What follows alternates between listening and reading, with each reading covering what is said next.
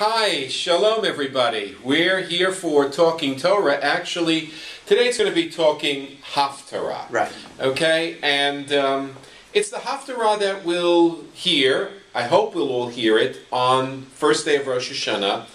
And we've selected it for a very important reason.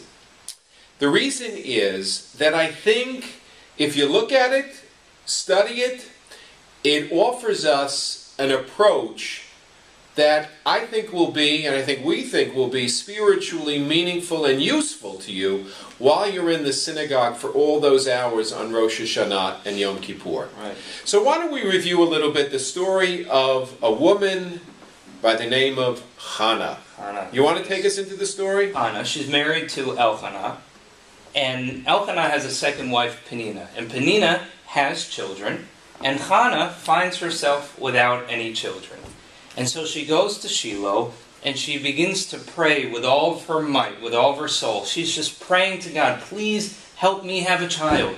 This is all I want at this moment, is to have a child. And she's fervently praying and praying and praying and praying. And then Eli, the priest... Actually, the high priest. The high priest. The Grand Boomba. Right. Yeah, exactly. The Kohen Gadol comes and sees Chanah praying in this very active, physical way, and thinks that she's drunk, and thinks this woman must be crazy to be praying in the way that she is, because he'd never seen prayer look like that before. He says, sober up. I mean, right. Whatever the Hebrew is, he says, don't stop drinking. Right. Yeah, and from which we actually learn that one can't be drunk while they're praying. Mm-hmm. But, so she's praying. Eli kind of judges her prayer as being wrong or inappropriate somehow. But God, on the other hand, we know, judges her prayers as being favorable, because in the end, she is blessed with a child, and not only a child, but one of the great prophets of our tradition, Samuel. And that's why this comes in the first chapter of the book of Samuel, because it's because of Chanah's prayers that we really begin to see the beginning of a redemption through the great prophet of Samuel. Yeah, one of the things, as I've looked at this Haftarah, I've always wondered, why is this the Haftarah for the first day of Rosh Hashanah? And I think I may have a solution to it. Look, Chanah, as you said, is childless. And she's heartbroken. And she's despondent. And she and the family make that annual trip up to Shiloh, which was the center of Jewish life. It was where the temple, where the tabernacle was. It says in the Haftarah, she can't eat. She doesn't eat the sacrifices. Right. She can't take in what was the normal ritual of the time. It was sacrifice. You went, you sacrificed, you ate it. Hallelujah, you're done. But she can't even consume that sacrifice because it's not satisfying her spiritual need. And so when she finally tries to satisfy her spiritual need by really praying and really speaking from her heart, Eli says, you're drunk. You're drunk. Yeah. And she really lets him have it. She really says, you're not the master here because you confused what was going on. If you didn't know that I was praying from the heart, then what are you? Are you the religious leader of our people? So I think that one of the reasons we look at this Haftarah, first day Rosh Hashanah, just when people are getting into the mode of the holiday, is to look at Chanah and say, there are going to be times when not only can we, but we should take this machzor, as wonderful as it is, with great commentary, and we should just close it, go off the rails, and give ourselves the opportunity to pray from the heart, and not what's here, because you know and I know, and our listeners know, that a lot of times the words don't speak to them.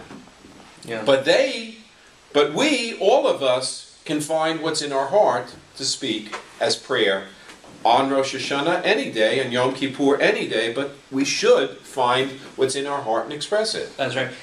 Chanah's prayer really marks a complete paradigm shift in the way that human beings began to express devotion to God and to pray to God. It had been sacrifice. It had been external. It had been things that you could see, quantify. How many rams, how many sheep.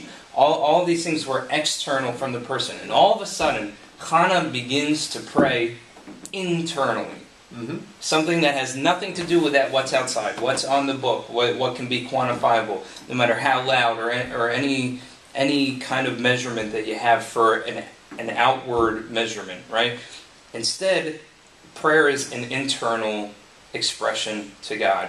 And when Chanah prays internally, yeah, it seems odd to Eli at the time, but now that's the way that many of us modern day Jews, best understand our way of praying, our expression of prayer. I like the way you see it as a paradigm shift, because it has to, at some point, there needs to be the opening of the door to allow the Spirit to be expressed. You know, I heard someone say, I can't remember who it was, but that prayer is something that we do alone together. We do alone together. And look, there are times when we're on the bima when, you know, we're supposed to be focused on the entire congregation, but hopefully we have a few moments when we're alone, you know, in our prayer, even though we're together with a whole congregation. And the invitation, I think, is for people in our congregation, and any congregation, to feel that it is absolutely okay during the high holy days, or again on any day, to be alone in their prayer. Not to keep up with where we are, because we can't even keep up with where we are. You know, but to be alone in the togetherness. There's something great about being in a large congregation of people, but there is something wonderful about being able at the same time to listen to your own heart, express it in your own way, and to consider that as important, if not even more important, than just following along page after page after page of the Mahzor. So I think for us, you know, for the members of our congregation whose experience on Rosh Hashanah Yom Kippur we obviously care about, this is our way of really encouraging them to take and learn from the example of Chanah.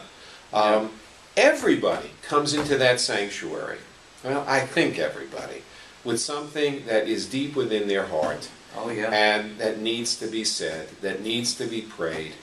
And if you don't give expression to that, then you've lost a precious opportunity, I think, on the High Holy Days. And if you don't realize that it's deep in your heart, it's just because it's so deep in your heart that you can't even access it at that moment. You know, that's why I think you've only been through it once. I don't know, maybe they had this in your home congregation or other congregations you've been at, where at the end of Yom Kippur, when we open the Ark Fanila, and it could be 700, 800, 1,000 people come up for that 10 seconds unscripted, right?